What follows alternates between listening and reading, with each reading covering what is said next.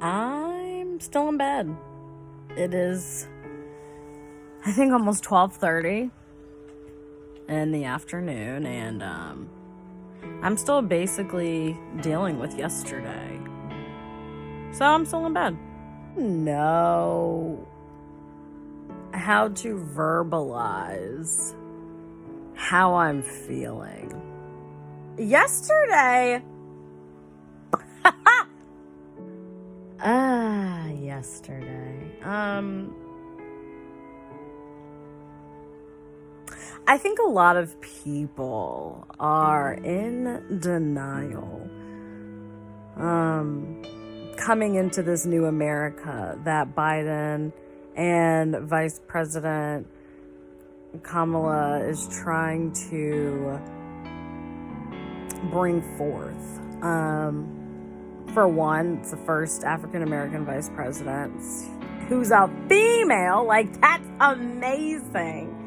And that already was groundbreaking. And I mean, I cried when she was speaking when they won. And it's so much when you look back on your childhood and you're like, all the movies and all of the celebrities don't look anything like you. They just don't. So it's like, I remember when I was a little girl, I told my mom I wanted to change my name to Jessica and I wanted to have blonde hair and blue eyes. Like, I was a child saying this because all of the images on television looked nothing like me.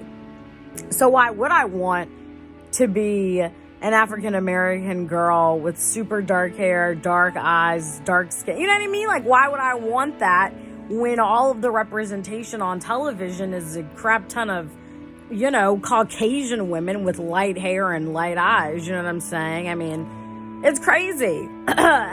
And that's one of the huge reasons that Black Panther was such a pivotal moment for me in my life as an adult. It's like I was able to tell that version of myself, we made it. Like, look at TV. Like, we made it. Because I don't care what you say, the younger version of you is always going to be in your mind or in your heart or in your soul, however you want to phrase that. The younger version of yourself is always relevant. There's no getting rid of the younger version of yourself because, I'm sorry, that's how we are who we are. You know what I mean? Like, that's how we compare moments in time. That's how we compare anything. Like, the reason I got into makeup was because of my childhood, and so many things are so critical as a child that you carry into as an adult. But anyway, I say all that to say, yesterday, wow, our Capitol was attacked by a bunch of hillbillies. And where was the rubber bullets and the tear gas? Where was the SWAT team? Where was the shields? Where was the intimidation from the police officer? Where was it? I'm going to tell you where it was. It was at home. That's what the intimidation was. It was at home. It was sitting at home comfortably. You want to know why? Because they were not people of color. Why would other white people be intimidated by other white people?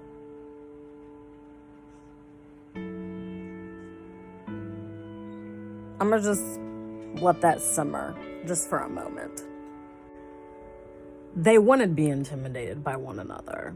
And frankly, this is just my own opinion. I feel like they were led into the Capitol. If you watch the videos, it's like the cops fell over and were like, the cops somehow magically forgot how to fight back. It's like they left their intimidation skills at home. They left their fighting skills at home. They left it all.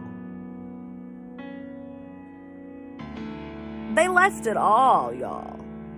Because they were not people of color. If they were people of color, I'm just going to let your imagination do that for you. I'm not going to go into that. I'm not going to speak on it because we already are fully aware what would have taken place if they were black people. I want to talk about mental health in the African American community. It is seeing something clear as day and then voicing your opinion on what has taken place and someone telling you you're crazy and someone telling you race wasn't a part of it, or someone telling you I'm colorblind.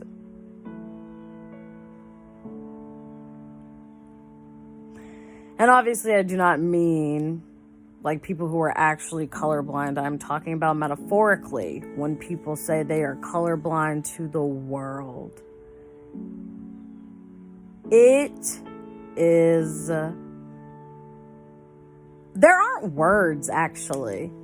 There aren't words for being black in America because none of them hold the weight of what it actually feels like to be black in America. None of those words fall short to the feelings and the mind games that we have to take in, that we have to deal with. Being black in America is seeing everything that happened yesterday and still having to show up for work with a smile on your face and majority of the people at your place of employment are white people.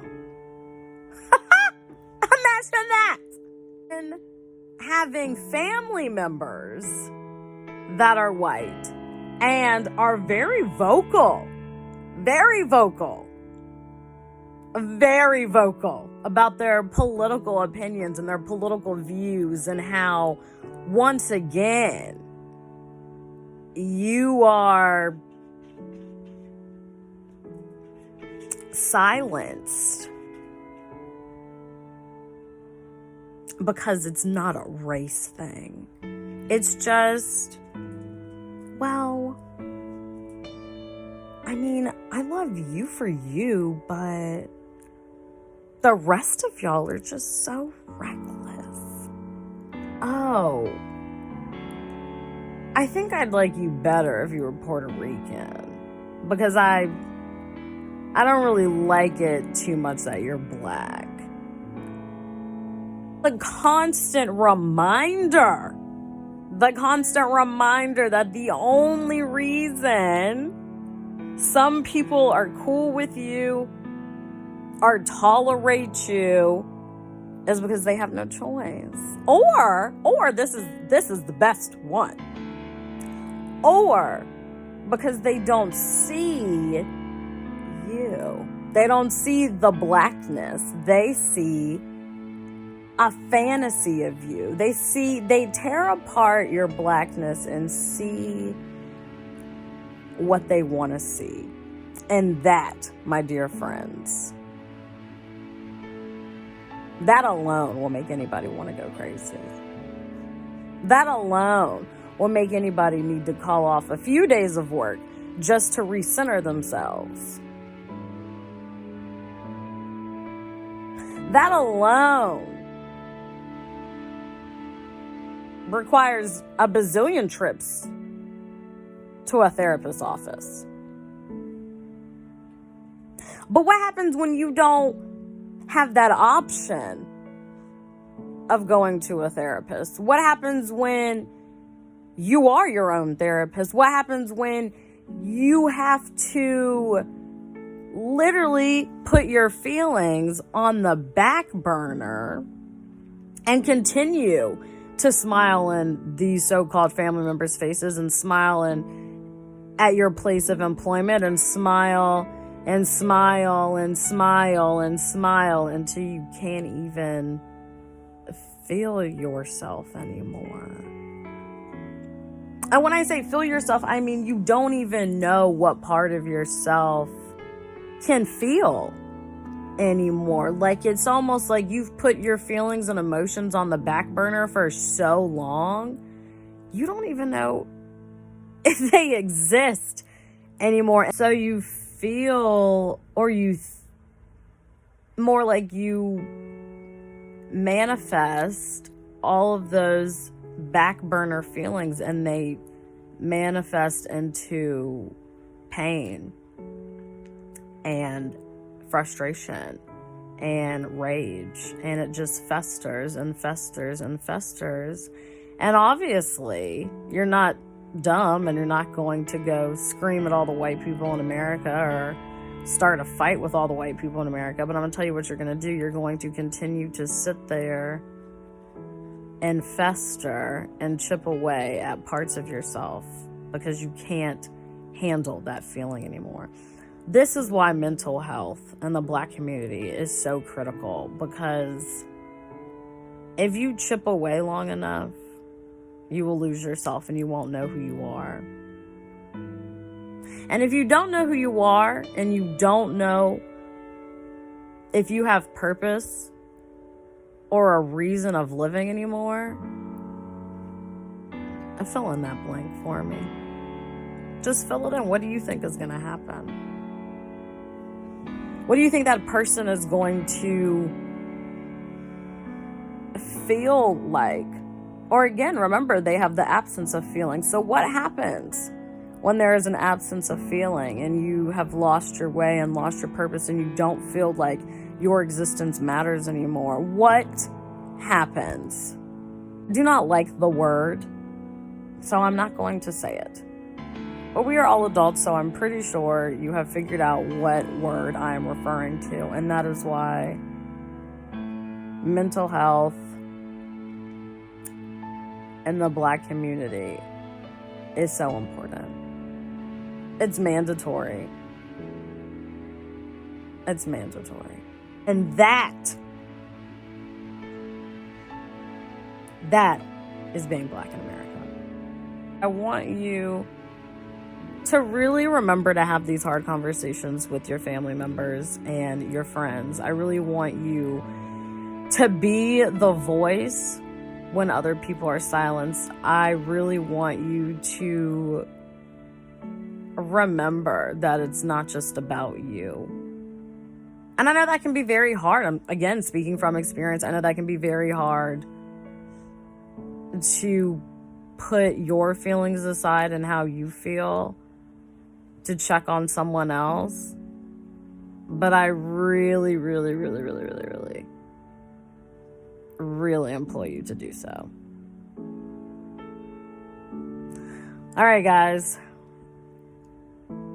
If you can't already tell, this series is going to be extremely passionate and very raw, and very heavy. I love you guys. Please check on your friends and family. Thank you for choosing to be here with me. Thank you for choosing another day of life on planet Earth. I am grateful for you. I love you. Remember to stay safe, stay sane, and be well. And I'll see you guys on the next installment of In Your Face.